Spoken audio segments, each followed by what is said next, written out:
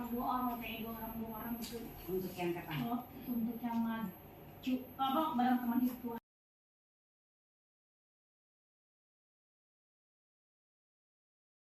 Baik, terima kasih Bapak Ibu. Bismillahirrahmanirrahim. Assalamualaikum warahmatullahi wabarakatuh.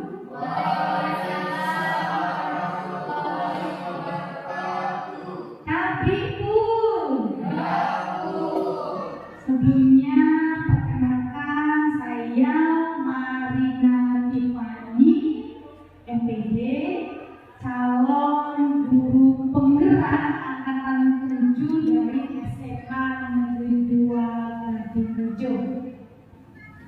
Sebelumnya saya ucapkan terima kasih kepada Bapak Ibu yang telah hadir berkenan ya dalam kegiatan pengimbasan ya, yaitu nanti apa itu yang menyebarkan pemahaman dan pengalaman penerapan budaya positif ya. Salam dan bahagia Bapak Ibu guru hebat. Oke, kita mulai saja ya. Sebelum saya mulai, saya mau ada terlebih dahulu. Saya Bapak Ibu ya. Oke. Anak ayam disangka terkuku. Jangan ke pantai sambil diukur. Simak pengimbasan dengan rasa syukur. Jangan sampai tidur mendengkur.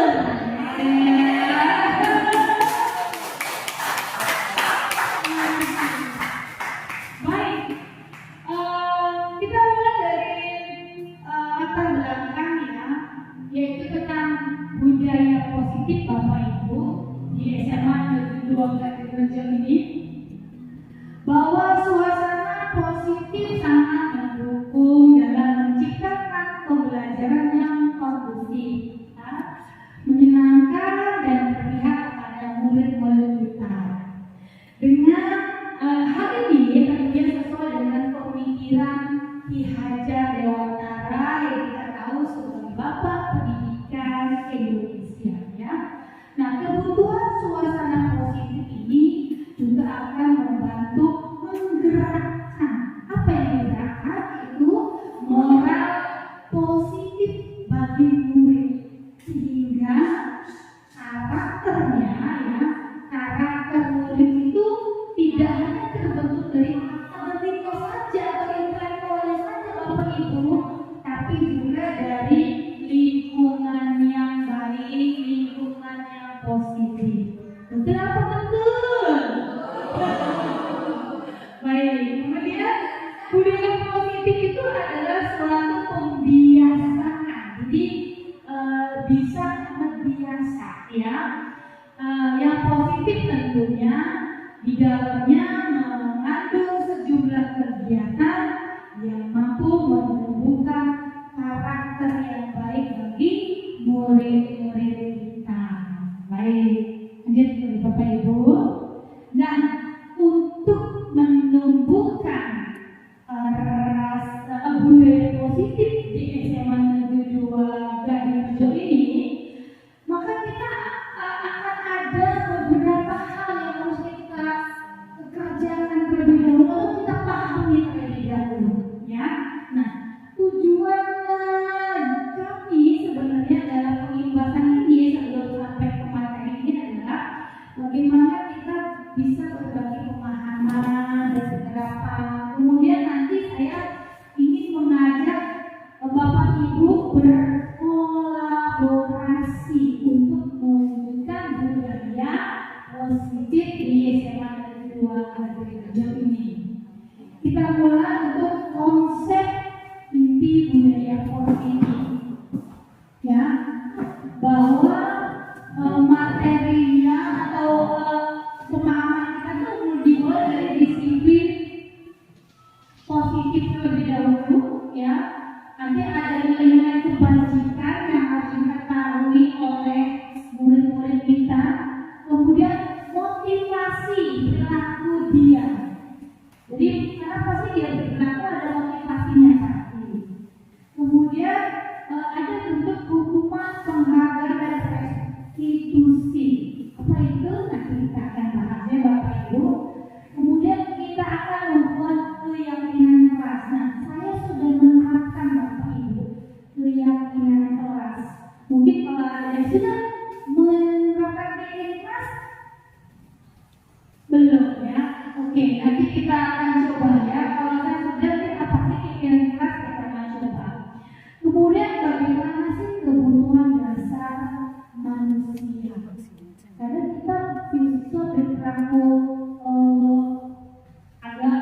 beda gitu ya.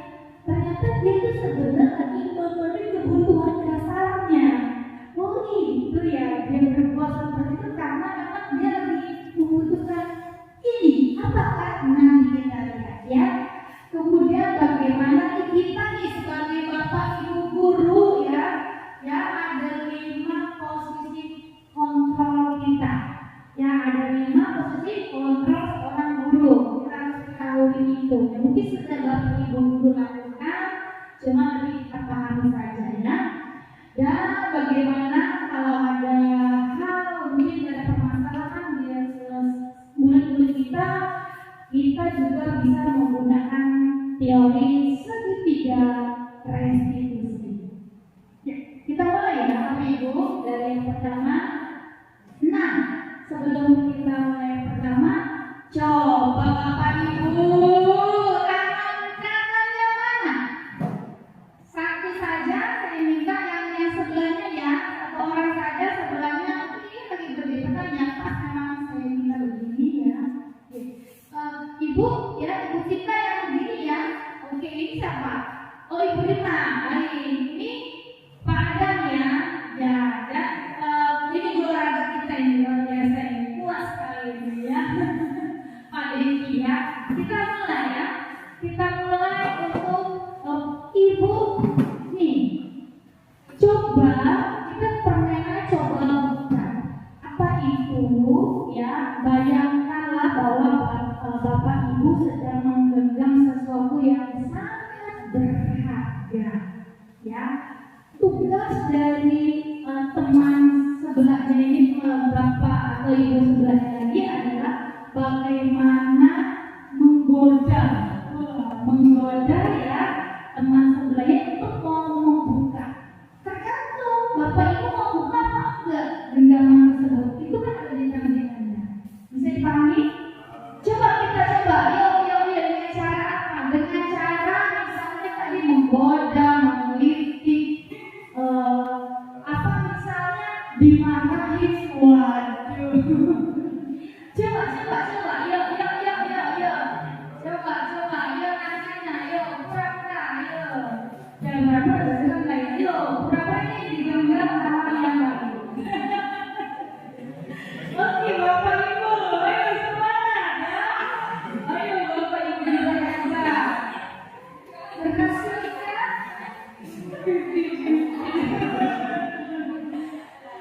Oke. Ada yang berhasil Bapak Ibu? Ada yang berhasil? Belum? Oke, coba kita lihat ya. Kalau Ibu tadi Ibu berhasil nggak membuka tangan Bu Rima? Dia berhasil ya Ibu ya. Coba Pak Adam, tadi siapa yang menggenggam dari Pak? Bapak ya, Bapak menggenggam. Nah, berarti Bapak Reno berhasil nggak jadi membuka genggaman tangan? Tidak bisa Pak ya. Bapak kan benar gede Pak. Ini aja Pak. Ternyata betul juga ya pemberiannya.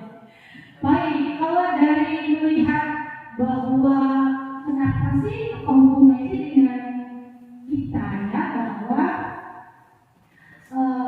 kita melihat, nah ini kesimpulannya Bapak Ibu, siapakah yang sesungguhnya memegang kontrol? Jangan salah ngomong ya. Kontrol ya. Ya kan? Yang menutup kepala tangan itu atau yang berusaha dengan segala cara untuk menguji siapa sih sebenarnya yang memegang kontrol? Yang mempengaruhi itu atau yang memegang kepala tangan? Ya? Yang memegang kepala tangan. Yang memegang kepala tangan. Benar sekali ya. Jadi memang semua itu tergantung dari kontrol diri masing-masing. Kalau saya nggak mau buka, nggak akan dibuka. Walaupun digunakan apapun ini, walaupun saya mau dimarahin gitu. Jadi memang harus dari diri sendiri. Itu yang paling utama dulu. Jadi harus berusaha yakin bahwa semua itu dari saya, bukan dari pengaruh Ya, Bapak Ibu gitu ya. Kita coba ke anak-anak murid kita, meyakinkan mereka bahwa mereka harus bersedia dan kontrol terhadap diri mereka sendiri. Oke, Bapak Ibu, kita mulai dari dulu nih. Kita menggunakan pendekatan stimulus respon yang sekarang menjadi teori kontrol. Ya, jadi siapa yang dulu kan harus diberikan stimulus, diberikan ide-ide dan sebagainya macam, baru dia merespon.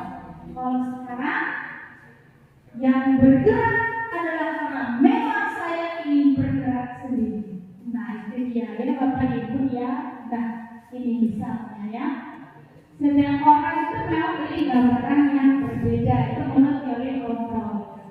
Kalau stimulus respon, semua orang melihat hal yang sama. Oke, bisa dipahami? Ya. Nah, kita mulai dari sini. Berhubungan dengan makna sipil. Sebelumnya masih semangat Bapak Ibu? Saya tahu Bapak Ibu banyak tugas, lagi mengajar di kelas ya, dan menyempatkan untuk kaji kita belajar bersama ya Bapak Ibu ya. Oke, terima kasih ya. Nah, di dalam budaya kita ternyata disiplin itu dimaknai dengan menjadikan sesuatu yang dilakukan seseorang pada orang lain itu berdasarkan kepatuhan. Oke, saya patuh. Nah, boleh disiplin. Benar ya? Nah, kita itu cenderung menghubungkan kata disiplin dengan ketidaknyamanan. Jadi dia tuh disiplinnya tuh hanya supaya saya nanti tidak dimarahi, supaya saya mungkin nanti disiplin supaya dipuji, kan seperti itu. Padahal kan harusnya dari dalam diri sendiri gitu. Nah, diajar menyatakan bahwa untuk mencapai kemerdekaan atau dalam konteks pendidikan kita saat ini untuk menciptakan murid yang merdeka sesuai dengan kurikulum mereka ya. Nah, syarat utamanya memang harus ada disiplin yang kuat. Disiplin yang dimaksud adalah disiplin diri yang motivasinya dari dalam diri sendiri. Nah, luar biasa. Ini yang kita lakukan. Kira-kira Ibu, saya tanya ya Bu, bentuk disiplin Ibu pada saat apa sih sudah Ibu lakukan disiplin diri Ibu? Tidak terlambat. Tidak terlambat dalam sekolah. Ya, benar sekali. Ibu kalau dari rumah jam berapa biasanya Bu? Jauh rumahnya Bu? Lumayan ya, oke. Luar biasa. Ibu jadi tidak pernah terlambat ya Bu? Ya, benar sekali. Itu disiplinnya. Nah, bagaimana kita mendisiplinkan anak-anak kita memang berdasarkan dari dirinya sendiri, kontrol dirinya sendiri. Oke. Nah, kita lihat ya. Ini gambar upacara bendera yang di sekolah kita, kamarnya ini ada pembinanya, pemimpinnya. Nah, kita tahu bahwa upacara ini dijadikan sebagai sarana untuk mendisiplinkan bagaimana dia mengontrol diri dia untuk tidak berbicara pada saat misalnya upacara atau pembina lagi berbicara. Jadi itu kontrol diri. Nah, disiplin dapat membuat seseorang itu menggali potensi menuju kepada sebuah tujuan yang dihargai dan bermakna. Kemudian dengan disiplin maka kita dapat mengontrol diri sendiri, dapat menguasai diri untuk memilih tindakan yang mengacu pada nilai-nilai yang dihargai. Wah, nilai-nilai dihargai. Apa itu? Nanti kita lihat ya. Nah, Bapak Ibu, sebagai pendidik, tujuan kita itu adalah menciptakan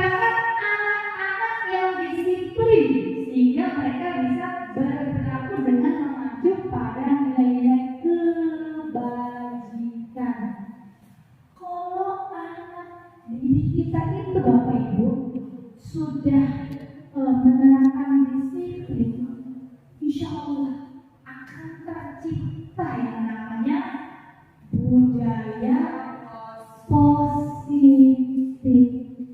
Bu, saya tanya Bu, pasti yang sudah tercipta budaya positif di sekolah kita apa Bu?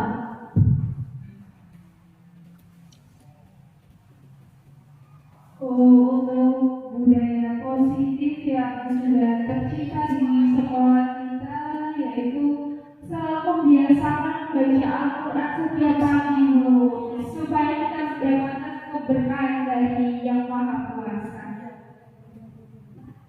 Benar sekali Bu, benar sekali. Kita sedang membiasakan dari sisi religiusnya, ya, bahwa itu sudah jadi kebiasaan kita, menjadi budaya positif bagi kita. Semoga perilaku atau akhlak anak-anak murid kita jadi lebih baik ya. Nah itu kan nanti jadi bekal anak didik kita pada saat mereka akan kembali ke masyarakat. Nah, seperti itu. Oke, jadi kita harapkan mereka itu berperilaku sesuai dengan kemauannya dan motivasi dari diri dia sendiri. Jadi dia baik karena memang dari diri dia sendiri. Baik. Nilai-nilai kebajikan apa yang diterapkan sesuai dengan kurikulum merdeka kita, ya, bahwa kurikulum merdeka bahwa nilai-nilai kebajikan itu sesuai dengan profil pelajar Pancasila yang akan kita tuju. Nih, masih ingat Bapak Ibu, beriman, bertakwa kepada Tuhan Yang Maha Esa, berakhlak mulia, mandiri, bernalar kritis, berkebijakan global, bertekun dan kreatif. Ya, jadi ini harus kita sampaikan ke siswa-siswa kita bahwa ini harus menjadi nilai-nilai kebajikan yang mereka terapkan dalam kehidupan sehari-hari. Sudah tahu Bapak Ibu ya? Luar biasa Bapak Ibu ya. Oke Bapak Ibu, sebelum saya mulai ke sini saya mau tepuk dulu deh ya. Nanti bisa dipakai di kelas Bapak Ibu ya, pada saat dimulai bisa dipakai ya. Biasa tepuk satu itu tepuk selamat pagi, maksudnya selamat pagi. Coba balik tepuknya satu kali coba. Selamat pagi. Kurang semangat Bapak Ibu. Selamat pagi. Selamat siang dua kali. Iya. Selamat sore tiga kali. Sekarang saya mau tiga kali ya. Sekarang dua. Kalau kotor ada diri.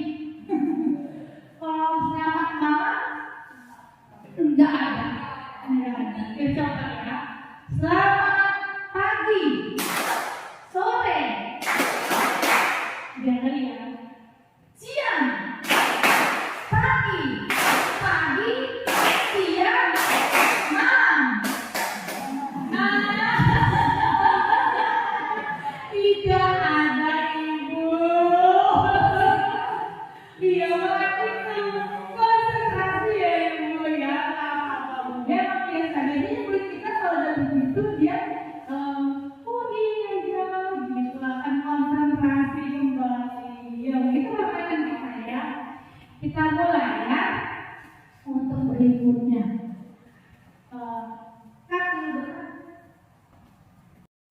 Baik Bapak Ibu, kita lanjutkan kembali masih kita tepuk. Nah kita mulai dari teori perilaku manusia. Oke.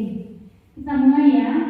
Nah, Bapak Ibu, ternyata perilaku yang dilakukan oleh murid-murid kita tersebut itu ada motivasi internal maupun eksternal. Kalau internal berarti dia kalau eksternal berarti dia motivasi sendiri tadi itu ketidaknyamanan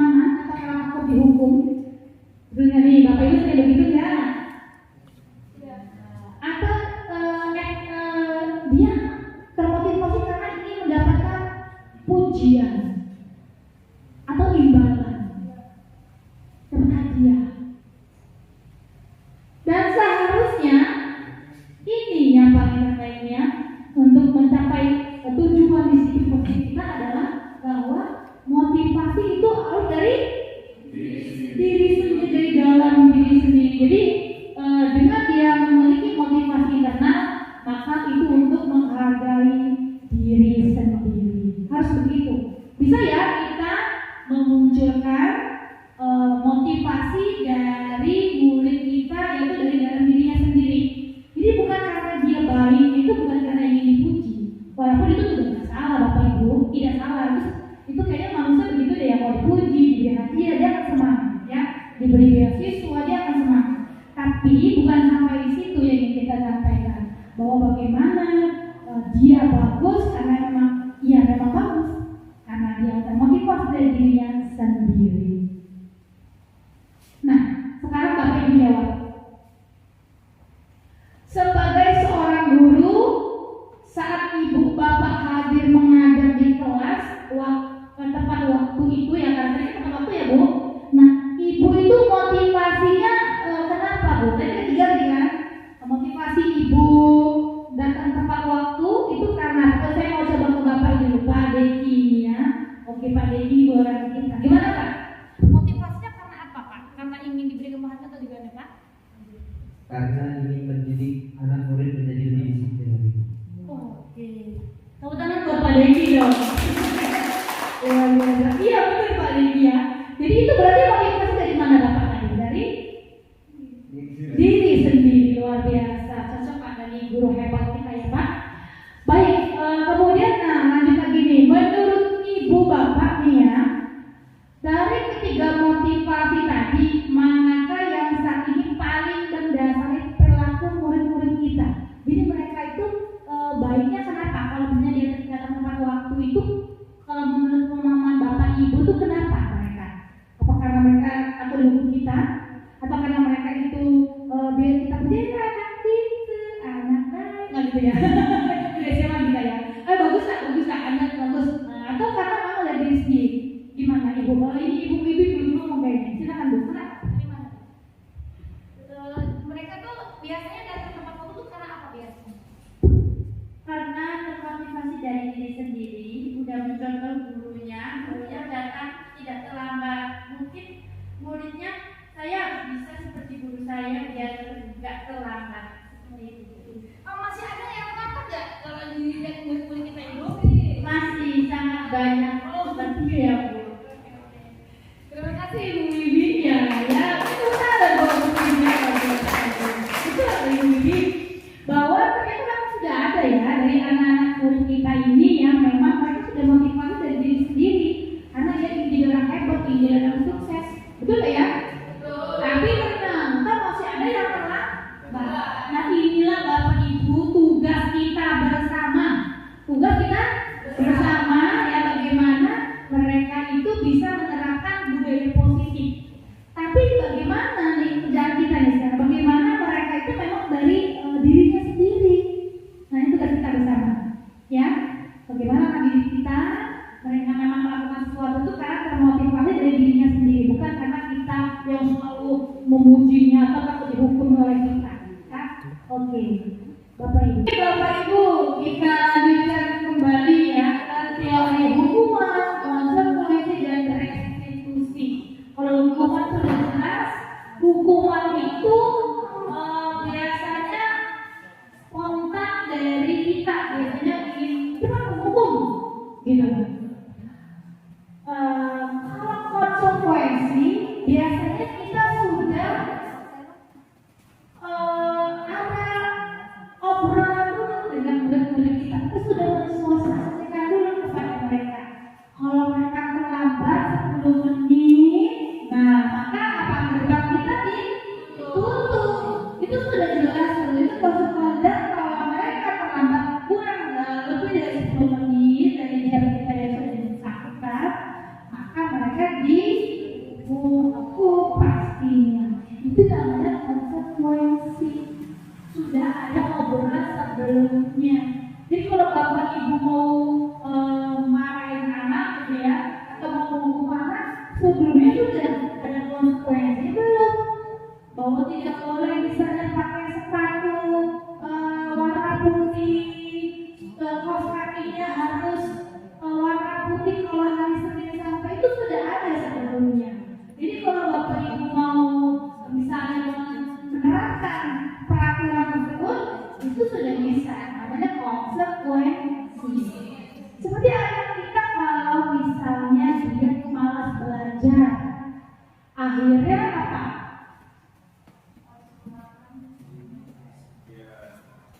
Akhirnya apa Bapak Ibu? Tidak bisa mengerjakan ulangan. Akhirnya nilainya jelek. Itu konsekuensi dia, bahkan lebih parah lagi tidak akan naik kelas. Itu konsekuensi dia. Sudah tahu dia, makanya jangan malas belajar. Itu boleh disampaikan ke murid-murid kita tentang peraturan dari sekolah seperti ini. Bisa dipahami Bapak Ibu ya? Ini bisa kita terapkan di sekolah atau di rumah sebetulnya. Bagi anak-anak kita sendiri ya sebetulnya ya seperti itu ya.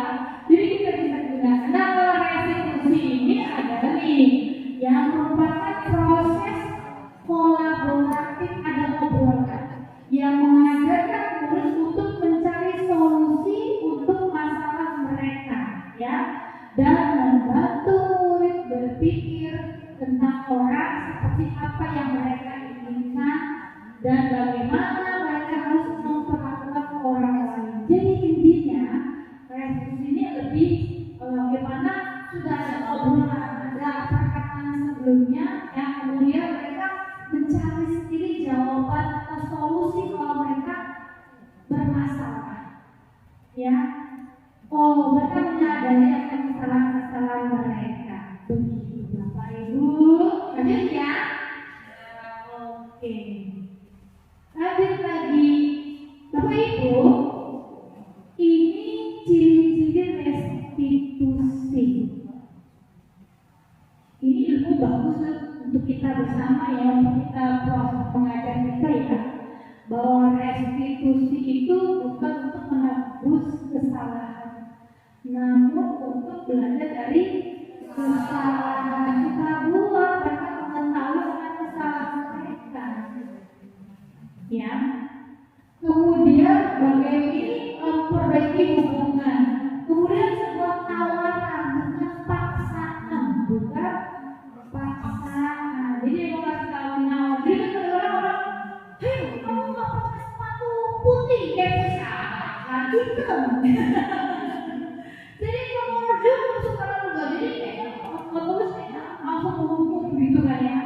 Nah bagaimana kita, kenapa kamu pakai sepatu putih, ada apa hari ini?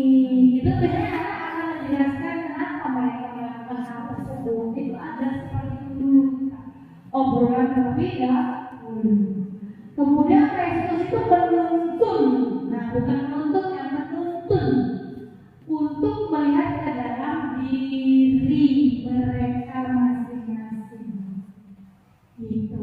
Nah, restitusi juga mencari kebutuhan dasar yang mendasari tindakan. Restitusi juga fokus pada karakternya, bukan tindakan. Dan restitusi fokus kepada solusi. Jadi seperti dipahami bersama. Lanjut ya Bapak Ibu. Oke. Nah ini ada contohnya. Apa sih kalau yang dikatakan identitas gagal? Kalau kita sering menghukum anak nih dengan alasan maka dia akan menjadi identitas gagalnya tak bakalan bagus, malah jadi jelek gitu ya. Nah ini dia hukuman, tapi dia akan menjadi sebuah pribadi yang baik atau identitas yang sukses kalau kita sudah menerapkan disiplin dan membentuk konsekuensi dan restitusi. Kita lihat dulu ya. Oke, ini dia. Jadi kalau Bapak Ibu mau memecahkan satu masalah yang berikut kita, ya, kita harus menggunakan apa ini? Restitusi. Seperti itu. Ya, kita coba ya. Memang nggak gampang Bapak Ibu namanya mau menerapkan budaya positif, membiasakan itu sebuah proses. Bareng-bareng ya. Bareng-bareng ya Bapak Ibu ya. Oke, bareng-bareng kita akan menerapkan budaya positif. Yuk.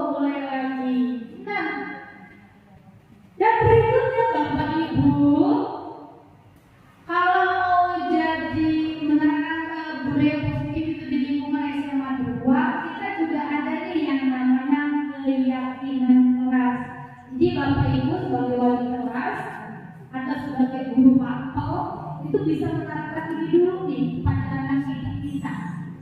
Ya, ini ada foto saya. Foto sedang membuat keyakinan kelas, ya. Di kelas ada dulu ini pada sudah di kelas 12 IPM IPS 3 dari kelas 1 kemarin. Nah ini dia ya. Jadi bagaimana mereka mendiskusikan ya keyakinan itu apa sih? Kita lihat dulu fotonya. Nah ini dia. Keyakinan kebajikan yang menekankan kepada seseorang lebih termotivasi dalam dirinya. Nah, keyakinan keras itu berupa kata-kata positif. Kata-kata positif. Ini dibacakan. Kata-kata positif. Jadi kita ini akan kita laksanakan. Kita lihat ya. Nah, coba kita lihat. Bapak Ibu lihat, ada sebuah peraturan. Selalu kembalikan buku ke tempatnya. Itu peraturan. Sekarang kalau bentuk keyakinan kerasnya apa menurut Bapak Ibu? Kalau menggunakan kata-kata positif.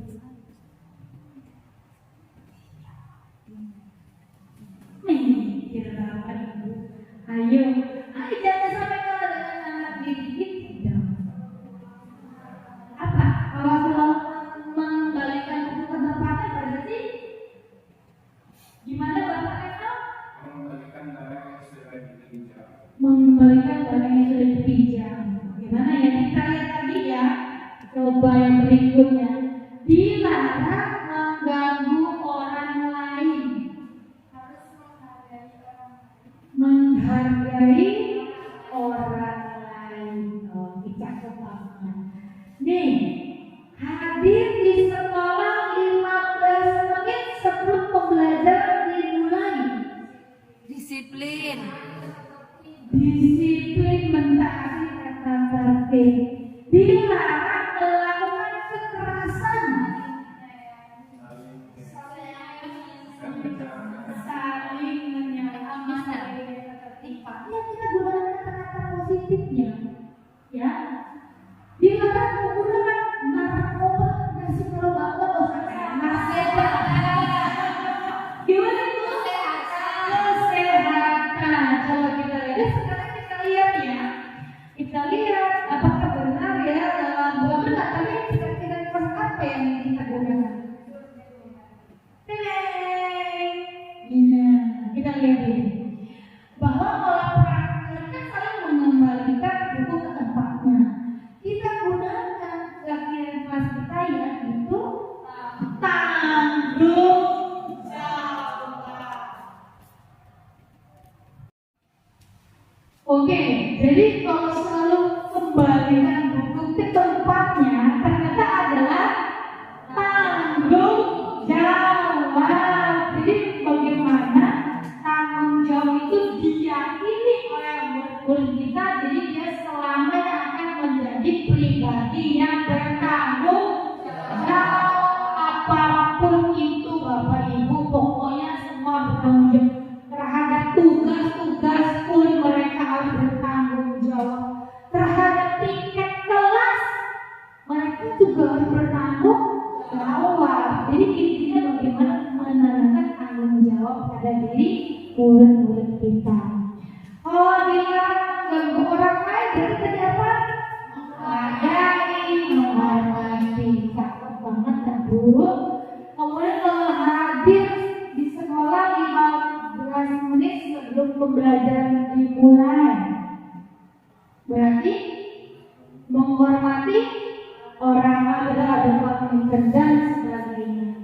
Dilarang menggunakan narkoba berarti menjaga kesehatan. Jadi gunakanlah kalimat-kalimat positif. Jangan menggunakan dilarang. Ya tahu sendiri Bapak Ibu kalau anak murid kita kata-kata dilarang, mari lakuin. Benar nggak? Dilarang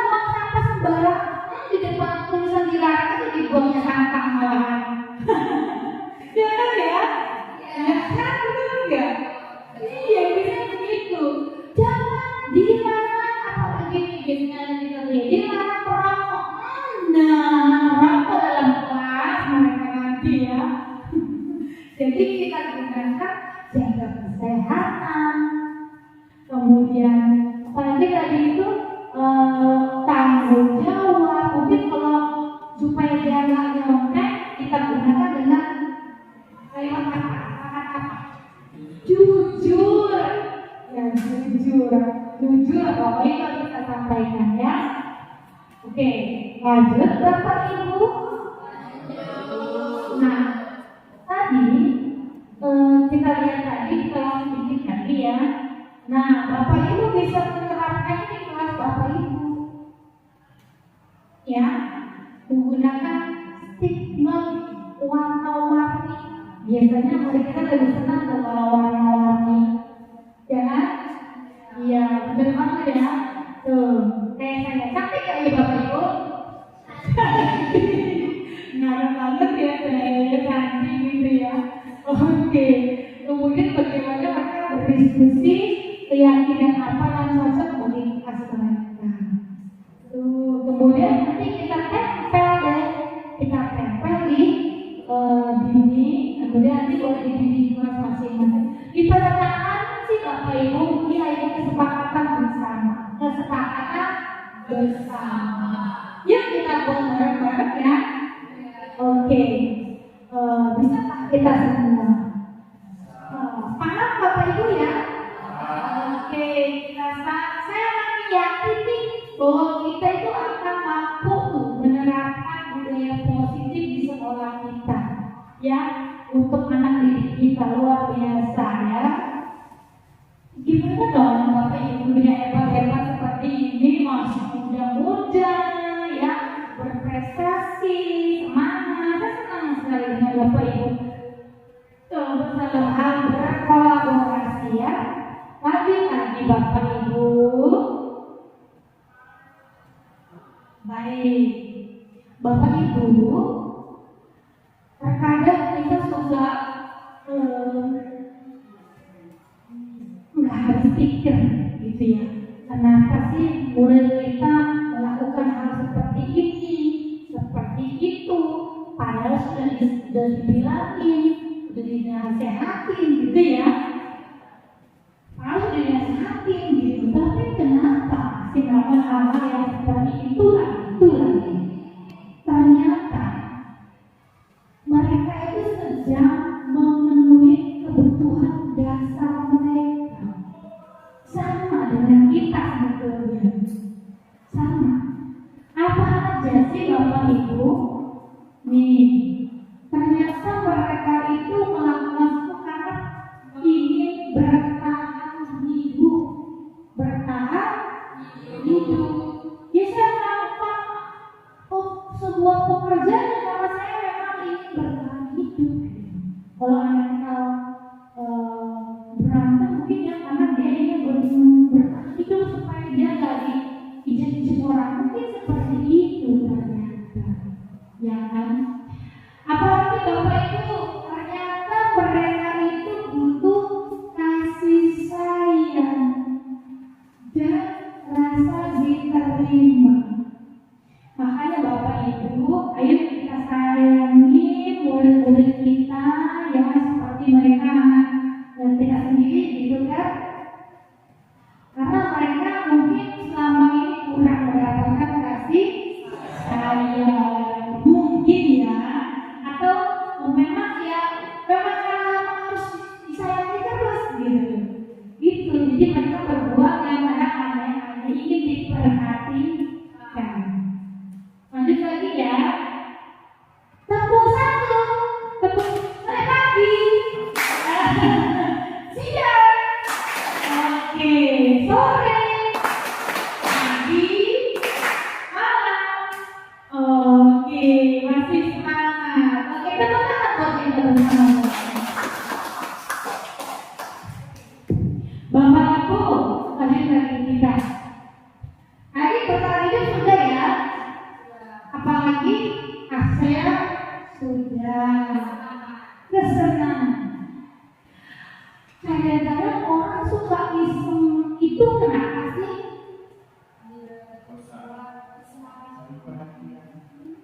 Iya. Saya biasanya menjadi temannya gitu. Dengan jumping gitu ya, ngomongin kamu gitu, gangguin kamu gitu ya. Senang dia kalau dia bisa ganggu orangnya, atau kalau dia ngambil makanan temennya atau nyemputin pena temennya gitu ya, dia kayak tahu tuh pengennya cari ini disebutin gitu ya, perasaan seneng gitu kan, ngejalin temennya atau apa. Kalau sekarang apa namanya itu suka yang ngejalin itu namanya ngeprank, bener Pak, ngeprank ya. Ternyata ngeprank itu bagi mereka bahagia, senang gitu ya. Atau mereka hari ini lagi malas nih belajar, atau pokoknya pengen tahu-tahu aja. Karena dari pagi pelajarannya matematika 4 jam, ditambah lagi biologi berapa? Bapak yang bilangin ya Pak? 3 jam gitu ya. Akhirnya pelajaran terakhir mereka pilihnya ngejreng bersenang-senang atau keliling-keliling sekolah kita. Ada yang begitu? Ketemu muridnya begitu Bapak Ibu? Ketemu ya? Iya, maksudnya bersenang karena dia udah capek gitu. Nggak apa, jangan dimarahin, curi aja. Oh salah, jangan. Jangan, diajak ngobrol lagi ya. Kita gunakan restitusi atau komitmen tadi ya. Kemudian terakhir kebebasan. Memang semua orang ini kebebasan ya, tapi jangan terlalu bebas. Yang terakhir penguasaan, ini berkuasa itu biasa. Kakak yang lebih senior ingin merasa dihormati oleh adiknya yang lebih junior, ya kan? Penguasaan. Baik, Bapak Ibu, untuk membentuk budaya positif lagi ini, kita sebagai guru harus tahu nih di mana kita memiliki kontrol. Maka kita ngomongnya ini ya, jangan salah ngomong ya. Dalam guru kontrol apa? Ada 5. Pertama, biasanya kita itu guru itu menjadi seorang Penghukum. hukum. Siapa yang suka hukum anaknya Bu? Saya Bu. Bu ini Bu. Nggak apa ya. Saya bagi ibu itu benar ya Bu ya. Oke. Olahraga Pak biasanya suka hukum anak nggak Pak? Kalau nggak pakai baju olahraga atau apa gitu Pak? Iya. Push up. Iya, push up. Iya, benar ya Pak ya.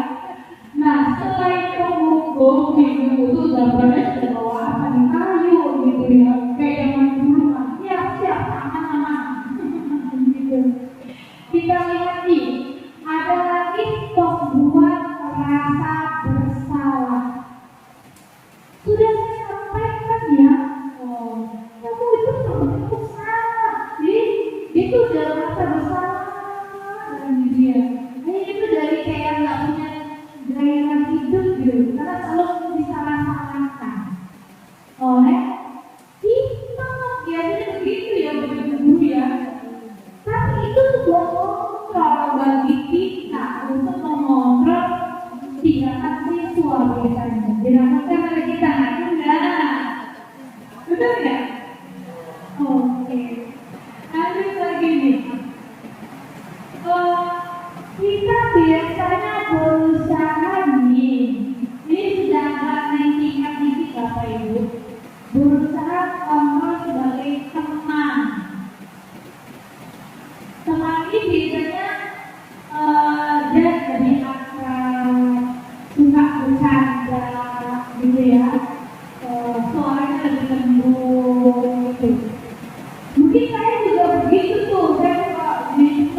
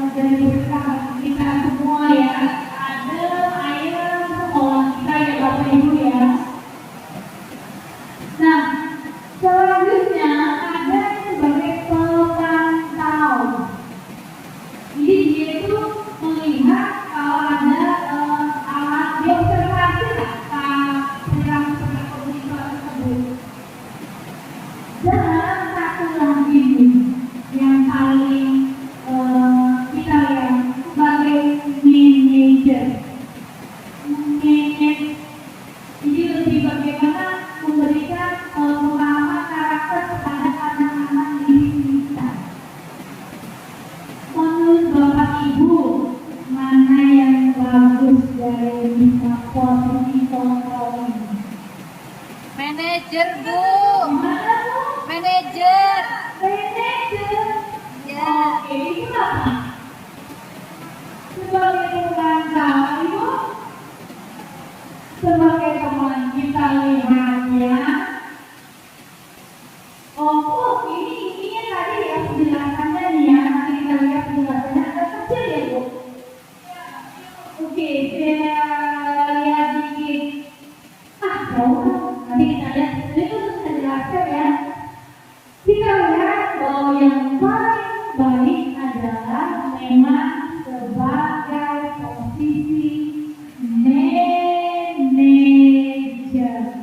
Keren banget kalau jadi manajer. Pakai dasi kita. Oke. Ini adalah posisi yang paling ideal, Bapak Ibu. Guru biasanya suaranya netral. Kemudian tidak bernada tinggi, tidak emosional. Dia enggak yang kalau teman kan berapa, tapi dia udah berapa, tidak emosional. Dan juga dia selalu ramah, enggak keramahan juga sama anaknya. Kepengaruhan, gitu. Tidak mengatakan lebih netral, gitu kan? Lebih bawa kayak lebih bawa kalau kita ngomongnya. Guru dengan tulus mengajukan pertanyaan-pertanyaan bermakna dan akan membuka pikiran murid-murid kita. Guru membimbing murid memecahkan masalahnya sendiri. Kita tahu bahwa murid kita kan sudah pada gede ya, udah SMA kan Bapak Ibu ya. Ya tentunya dia harus belajar bagaimana memecahkan masalah sendiri. Karena memang pasti selama dia nanti semakin lepas dari sekolah, dia harus di mana masalah yang dia dapatkan. Nah, bagaimana mulai dari sekarang dia sudah bisa menyelesaikan masalahnya sendiri. Karena kelak nanti mereka jadi orang dewasa. Orang dewasa itu tahu mana yang baik bagi dia, mana yang tidak. Itu ya Bapak Ibu ya. Nah, kalau dia sudah bisa menerima masalah sendiri, akhirnya murid ini akan menjadi murid yang ini, ya, iya, apa? Nih, mandiri, berjalan, dan dapat melupakan ini, memecahkan masalahnya sendiri. Luar biasa. Oke ya, hebat benar ya murid-murid kita ya. Oke, lanjut lagi Bapak Ibu. Nah, sebelum ke sini saya mau ngasih tepuk semangat. Bapak Ibu bisa gunakan juga nih di mana di kelasnya, ya. Gampang aja, namanya tepuk semangat 1. Nih, tepuk semangat.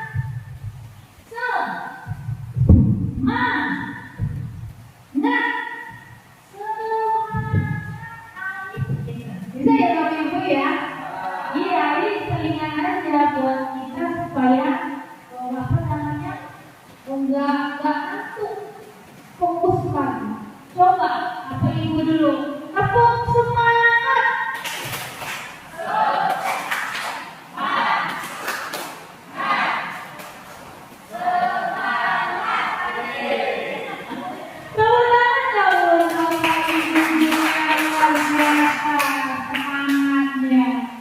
Ya, walaupun lagi turun hujan, dan apa memang lagi musimnya ya Bapak Ibu. Nah, Bapak Ibu,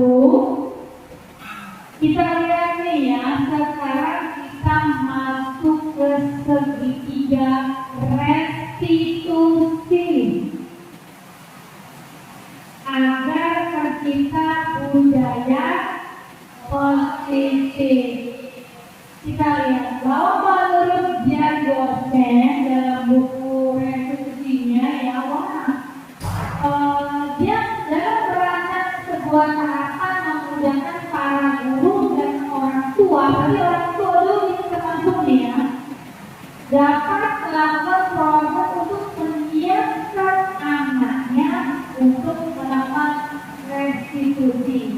yang bernama segitiga restitusi.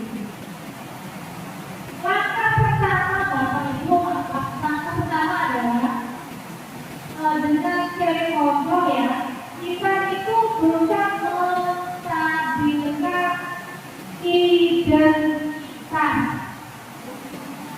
Kita semua akan melakukan hal yang terbaik yang bisa kita lakukan. Jadi kita menstabilkan. Nanti apa yang kita lihat ya. Berikutnya adalah langkah keduanya adalah validasi tindakan yang salah. Nah ini semua perilaku pasti karena gini, karena semua perilaku pasti memiliki alasan Bapak Ibu. Kita tanyakan alasannya, ya. Nah ini yang ketiga, kan kita sudah buat keyakinan kelas ya, kita buat keyakinan kelas. Nah kita tanyakan lagi, mungkin dia lupa akan keyakinan kelas kalau kita sepakati bersama. Menanyakan keyakinan kelasnya. Nah kita semua memiliki motivasi internal dari dalam diri masing-masing. Luar biasa banget ini ya. Oke kita mulai. Nih tadi ya Bapak Ibu, ini segitiganya. Maaf.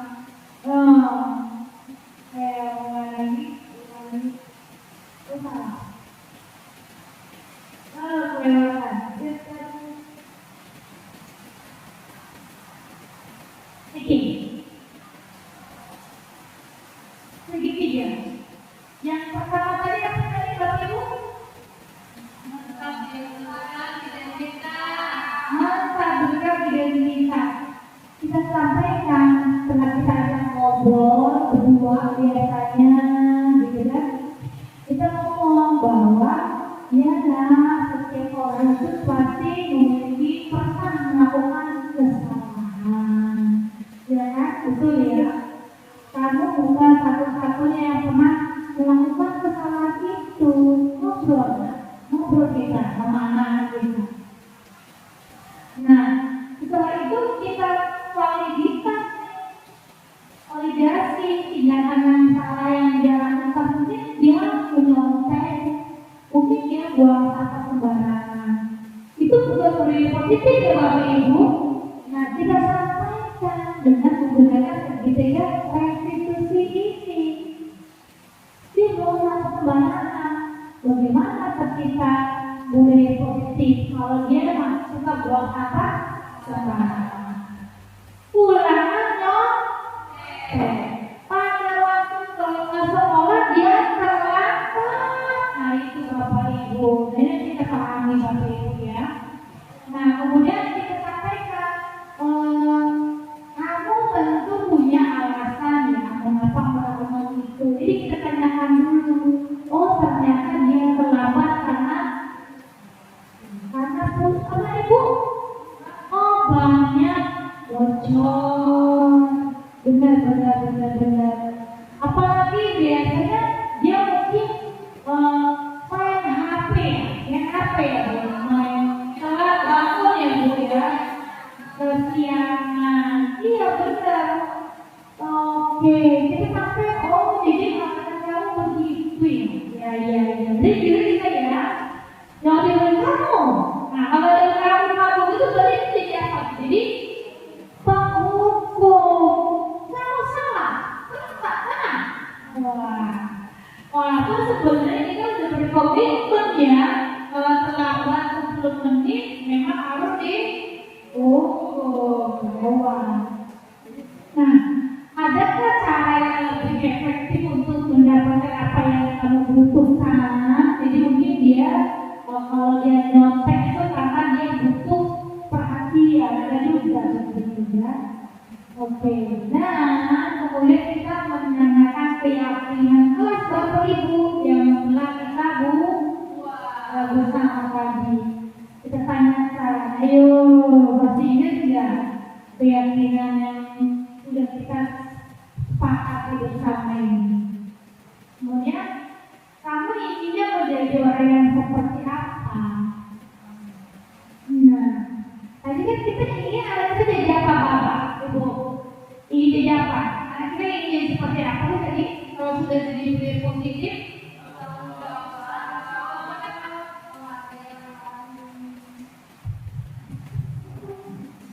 Jadi siswa yang disiplin dan religius.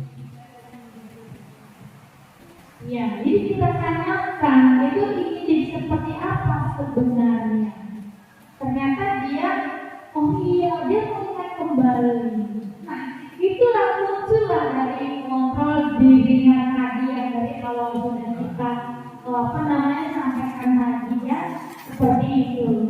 Oke, ini adalah ketiga restitusi. Manfaatnya, nih Bapak Ibu, restitusi membantu murid menjadi lebih memiliki tujuan, disiplin positif, dan memulihkan dirinya setelah berbuat salah. Penekanannya bukanlah pada bagaimana berperilaku untuk menyenangkan orang lain atau menghindari ketidaknyamanan. Namun tujuannya adalah menjadi orang yang menghargai nilai-nilai kebajikan yang mereka percayai. Sebelumnya kita telah belajar tentang teori kontrol bahwa pada dasarnya kita memiliki motivasi dari dalam, betul ya? Nah seperti itu. Nah melalui restitusi ini, ketika si murid kita itu berbuat salah, nah kita tuh menanggapi dengan cara yang memungkinkan si murid itu mengevaluasi dirinya sendiri, ya mengevaluasi dirinya tentang apa yang dapat mereka lakukan untuk memperbaiki kesalahan. Jadi kita lihat kalau salah ya, oh iya salah ya udah kita perbaiki ya yang salah. Ingat ya, yang sudah kita yakini, seperti itu Bapak Ibu. Bisa ya kita ya. Kalau itu sudah kita terapkan, insya Allah Bapak Ibu, budaya positif ini akan tercipta di SMA Negeri 2 Garjikedo ini. Ayo Bapak Ibu kita berkolaborasi bersama ya. Saya sudah menerapkannya Bapak Ibu ya. Kemarin ada dari kelas 12 per 1 ya, karena kemarin dia terlambat gitu. Jadi saya coba ngobrol, karena memang dia kesiaman. Supaya dia nggak bisa melangkah, rupanya karena dia nggak belajar, karena main HP terus. Oh begitu, sama ya. Emang kamu mau jadi seorang seperti apa? Saya mau jadi orang yang sukses, menjadi orang yang hebat Bu, dan disiplin. Ayo kalau begitu perbaiki dong perilakumu, jangan perbaiki perilakumu. Oke, terima kasih. Itu saja Bapak Ibu yang bisa saya sampaikan berkaitan dengan budaya positif. Sekali lagi Bapak Ibu, saya mengajak Bapak Ibu semua, ayo kita berkolaborasi untuk menerapkan budaya positif di SMA Negeri 2 Garjikedo ini. Tanpa Bapak Ibu, budaya positif tidak akan tercapai. Saya mohon maaf ada salah-salah kata dan kalau saya mohon ampun. Saya akhiri. Wassalamualaikum warahmatullahi wabarakatuh.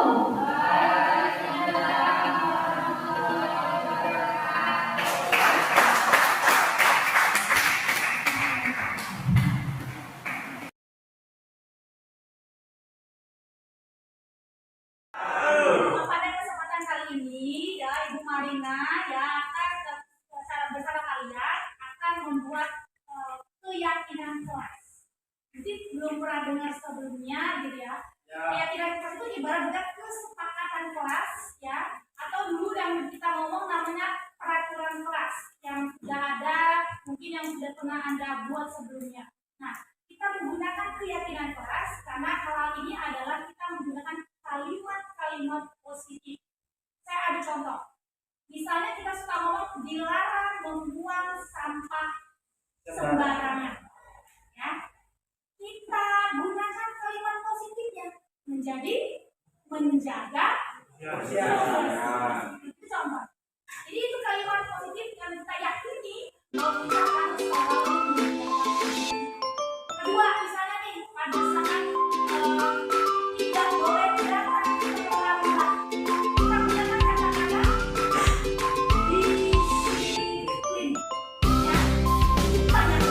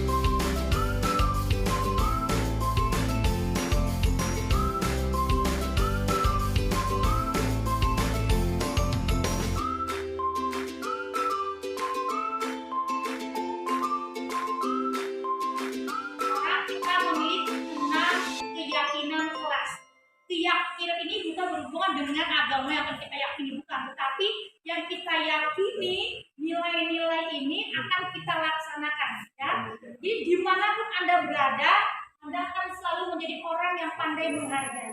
Berikutnya bertanggung jawab. Berikutnya disiplin, sudah tahu disiplin banyak banget hal yang dilakukan. Yang berikutnya adalah jujur. Lalu kadang jujur itu menyakitkan, betul nggak? Ya.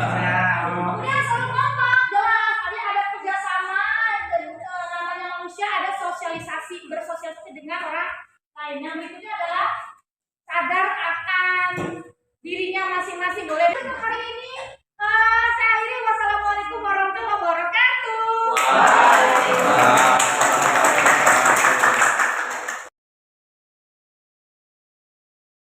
Assalamualaikum warahmatullahi wabarakatuh. Perkenalkan, saya Mesya Rizka Sari dari kelas 12 IPS 3. Setelah saya membuat keyakinan kelas secara bersama-sama dan menerapkannya, saya mampu menghargai diri sendiri dan saya pun merasa senang. Kami menerapkan keyakinan kelas ini dengan penuh tanggung jawab dan kesadaran diri tanpa paksaan dari siapapun, sehingga tercipta budaya positif di kelas kami. Sekian dari saya, terima kasih. Wassalamualaikum warahmatullahi wabarakatuh.